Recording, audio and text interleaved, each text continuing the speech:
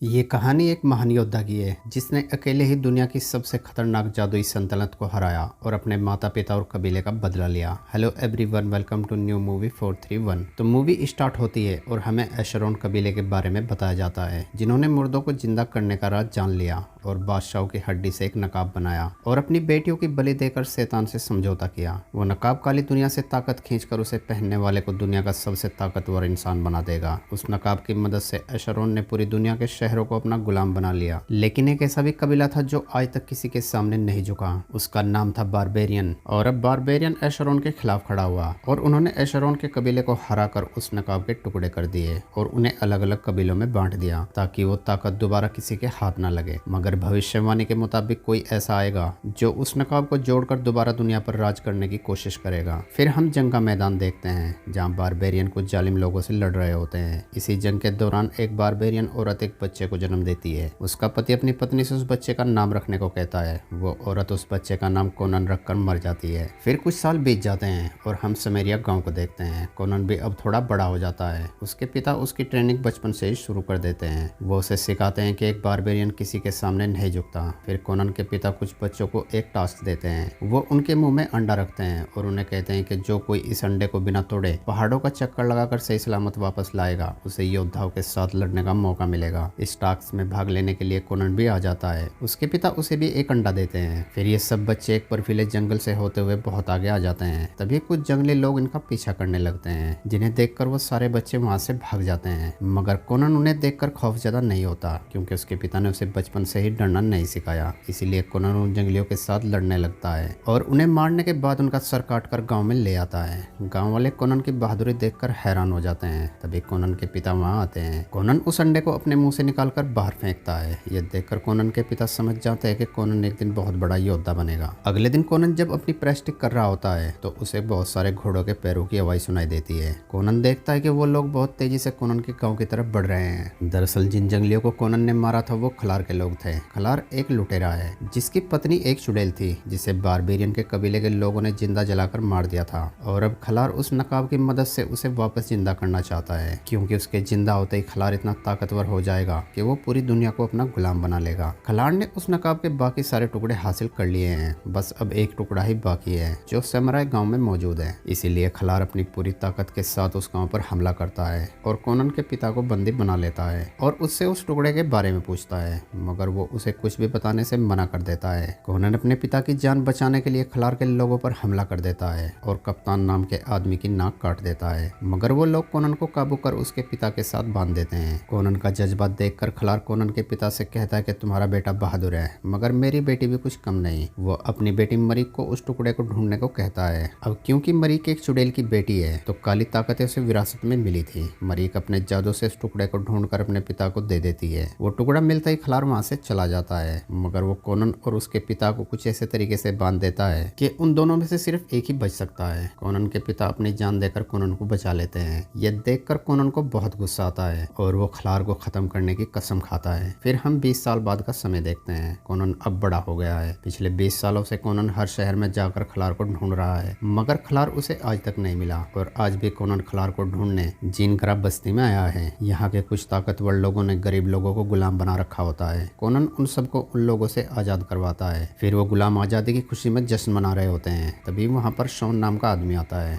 Shawn किसी से बचकर छिप रहा होता है। शॉन जिससे छिप रहा था कोनन उसे पहचान लेता है। ये वही आदमी है जिसकी कोनन ने बचपन में नाक काटी थी। कोनन शॉन के साथ खुद को भी बंदी बनवा लेता है। वो लोग उन्हें लेकर अपने अड्डे पर आ जाते हैं। यहाँ कोनन खुद को आजाद कर कप्तान के सभी लोगों को मार देता है और कप्तान से खलार के बारे में पूछता है। कप्तान उसे बताता है कि खलार अब एक लुटेरा नहीं रहा, वो एक राजा बन गया है और उसने नकाब के टुकड़ों को जोड़कर उसे पूरा कर लिया है। लेकिन वो नकाब जिंदा नहीं हुआ। उस नकाब को जिंदा करने के लिए खलार को पाक खून की जरूरत है जो एक लड़की है। वो लड़की एशरोन की आखिरी वंशज है। कोनन सारी सच्चाई सुनकर कप्तान को गुलामों के हवाले कर देता है। वो गुलाम कप्तान को मार देते हैं। शॉन कोनन से कहता है कि मेरी जान बचाने के लिए शुक्रिया और बताता है कि मुझ में एक हुनर है। ऐसा कोई ताला नहीं जिसे मैं नहीं खोल सकता। अगर तुम्हें कभी भी मेरी जरूरत हो तो मैं तुम्हें यही मिलूंगा। अगले सीन में हम एक मठ को देखते हैं। यहाँ वो एशरोन की आखिरी वंशज भी होती है जिसका नाम तमारा है। यहाँ एक ज्योतिषी भी होता है जिसका नाम सफीरी है। वो जानता है कि तमारा कौन है। तमारा सफीरी से पूछती है कि आपको मेरे भविष्य में क्या दिखाई देता है। वो तमारा को बताता है कि तुम्हें एक खास सफर तय करना है। तभी वहाँ पर खलार अपनी सेना के साथ आ जाता है। सफी समझ जाता है कि यहाँ खलार तमारा के लिए आया है, इसीलिए सफी तमारा को किसी तरह वहाँ से भगा देता है। खलार उन सबको बंदी बना लेता है। खलार की बेटी मरीक वहाँ मौजूद लड़कियों के खून को चखने लगती है और खलार को बताती है कि इनमें से कोई भी पाक खून नहीं है। खलार सफी से पूछता है कि पाक खून वाली लड़की कहाँ है। वो जवाब देता है कि पाक खून वाली कोई लड़की नहीं बची है। ये सुनकर खलार को बहुत गुस्सा आता है और वो सफी को मार देता है, मगर उसके मरने से पहले ही मरीक अपने जादू से पता लगा लेती है कि पाक खून वाली लड़की अभी यहाँ से भागी है और खलार का खास वफादार सिपाही रीमो उसका पीछा कर रहा है। फिर हम तमारा को देखते हैं जो खलार की बग्गी में बैठकर भाग रही होती है। कोनन उस बग्गी पर खलार का निशान देख लेता है और समझता है कि खलार इसी बग्गी में मौजूद है। कोनन खलार के सारे सिपाहियों को मार देता है और देखता है कि उस बग्गी में एक लड़की है। तभी वहाँ पर रेमो आ जाता है। वो कोनन से कहता है कि ये लड़की खलार की जागीर है। इस पर कोनन उसे कहता है लेकिन अब ये मेरी जागीर है। तभी वहाँ खलार के कुछ सैनिक आकर कोनन पर हमला कर देते हैं, मगर कोनन उन्हें बहुत बुरी मौत देता है। ये देखकर रेमो वहाँ से भागने लगता है, मगर थोड़ी दूर पर कोनन उसे पकड़ लेता है। कोनन तमारा और रीमो को बांध देता है और तमारा से पूछता है कि खलार को तुमसे क्या चाहिए। वो जवाब देती है कि मैं एक सन्यासन हूँ, मेरा उससे कोई लेना देना नहीं है। तभी रीमो कोनन को कहता है कि ये झूठ बोल रही है, इसका जो खून है वो बहुत खास है। इस लड़की के बदले खलार तुम्हें मुंह मांगी कीमत देगा, तुम माला माल हो जाओगे। ये सुनकर कोनन रीमो को किसी गुलेल की तरह खलार के पास भेज देता है। रीमो के मुंह में एक मैसेज होता है जिसमें कोनन ने लिखा था कि अगर तुम्हें पाक खून वाली लड़की चाहिए तो शाहपुर की घाटी पर अकेले आकर मिलो। खलार सोने के सिक्के लेकर वहां पहुंच जाता है और कोनन से कहता है कि ये रहा तुम्हारा इनाम। इस पर कोनन खलार से कहता है कि मुझे तुम्हारा सोना नहीं चाहिए, मुझे तुम्हारा सर चाहिए। तभी मरीक अपने जादू से वहां रेत के दानों की सेना को कोनन पर छोड़ देती है और यहाँ हम एक बेहतरीन फाइट देखते हैं। कोनन उन्हें एक एक करके सबको मार देता है। फिर खलार खुद कोनन से फाइट करता है। खलार बहुत ताकतवर हो चुका है। वो कोनन को बहुत बुरी तरीके से घायल कर देता है और कोनन को मारने वाला ही होता है। तभी तमारा वहां अपने जादू से आग लगाकर कोनन को लेकर पानी में कूद जाती है। यहाँ कोनन का दोस्त पहले से ही अपना जहाज लेकर खड़ा होता है। खलार उस जहाज को देख लेता है और अपने सिपाहियों को उसके पीछे भेजता है। वहीं कोनन अपनी हार से बहुत ज्यादा दुखी होता है तो उसका दोस्त ओमान उसे हिम्मत देता है। फिर जब वो सब सो रहे होते हैं तो खलार के सिपाही उन पर हमला कर देते हैं, मगर इस बार वो सब मिलकर खलार के सिपाहियों को हराकर उन सबको मारकर पानी में फेंक देते हैं। इस शानदार जीत के बाद वो सब लोग बहुत खुश होते हैं। अगले दिन कोनन अपने दोस्त ओमन से कहता है कि तुम तमारा को उसके शहर पहुंचा दो, मैं खलार को मारने उसके शहर जा रहा हूँ। और कोनन अकेला ही खलार को मारने के लिए निकल पड़ता है। तभी ओमान देखता है कि कोनन खलार के शहर का नक्शा भूल गया है।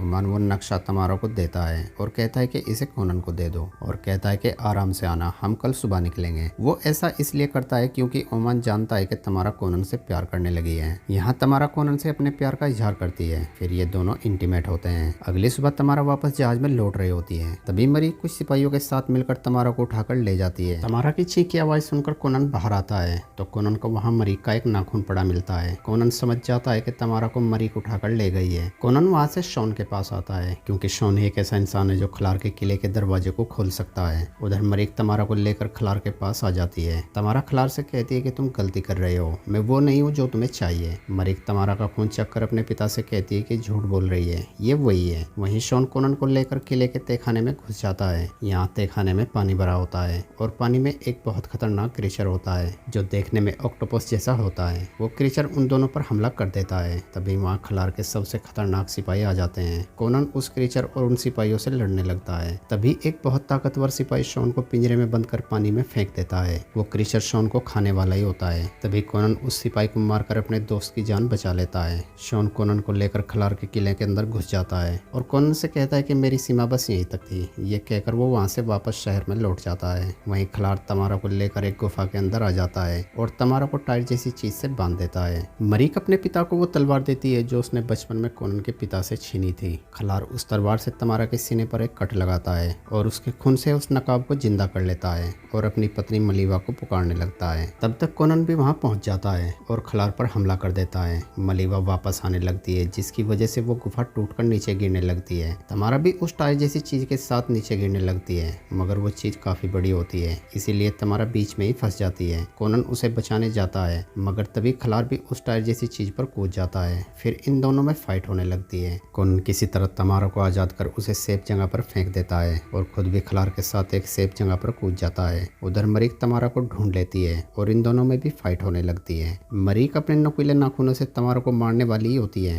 तभी कोनन उसका हाथ काट देता है और उसे उसे लात मारकर नीचे खाई में गिरा देता है, जिसकी वजह से मरीक एक नुकीली चीज पर आकर गिरती है और उसकी मौत हो जाती है। तभी वहाँ खलार आ जाता है और कोनन से कहता है कि मैं तुम्हें तुम्हारे पिता की तलवार से ही मारूंगा। इस पर कोनन उसे कहता है कि तुम इस तलवार के लायक नहीं हो, और कोनन उस तलवार को खलार से छीन लेता है और अगेन इन दोनों में फाइट होने लगती है। कोनन इस बार खलार को हरा देता है। तभी वो गुफा और भी तेजी से गिरने लगती है। ये देखकर कोनन तमारा को लेकर वहां से भागने लगता है। तभी ब्रिज टूट जाता है और तमारा नीचे गिरने लगती है। कोनन उसे पकड़ लेता है। तभी वहां पर खलार आ जाता है और कोनन से कहता है कि आज फिर तुम्हारे पिता की तरह फिर से तुम्हारे पास किसी एक को बचाने का मौका है। उधर तमारा के अंदर मलेवा आने लगती है। खलार कोनन को मारने वाला ही होता है। तभी कोनन वो तरीका अपनाता है जो उसके पिता ने उसे बचपन में सिखाया था और वो खलार को उस ब्रिज से नीचे खाई में गिरा देता है और खलार भी मर जाता है। खलार के मरते ही तमारा भी नॉर्मल हो जाती है। फिर कोनन तमारा को उसके शहर छोड़ता है और वहाँ से अपने गांव वापस आता है।